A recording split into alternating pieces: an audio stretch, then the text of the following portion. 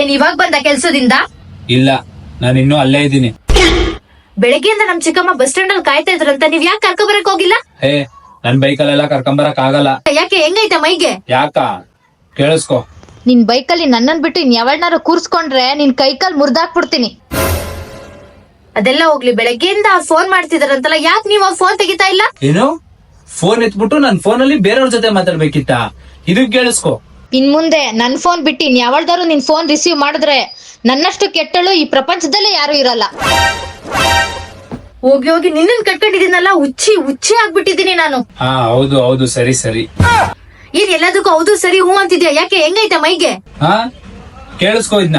ಇನ್ ಮುಂದೆ ನಾನ್ ಸರಿ ಹೇಳಿ ತಪ್ಪು ಹೇಳಿ ಸುಳ್ಳು ಹೇಳಿ ನಾನು ಏನೇ ಹೇಳಿದ್ರು ನೀವು ಹಾ ಹೂ ಹೌದು ಅಷ್ಟೇ ಹೇಳ್ಬೇಕು. ನಿನ್ನನ್ ಕಟ್ಕೊಳ್ಳೋದಕ್ಕಿಂತ ಮುಂಚೆ ಯೋಚನೆ ಮಾಡ್ಬೇಕಿತ್ತು. ನಿನ್ನನ್ ಕಟ್ಕೊಂಡು ಸಾಕಾಯ್ತು ನನಗಂತೂ ಅತ್ಲಗಿ. ಹಾ, ಹೌದು ಹೌದು.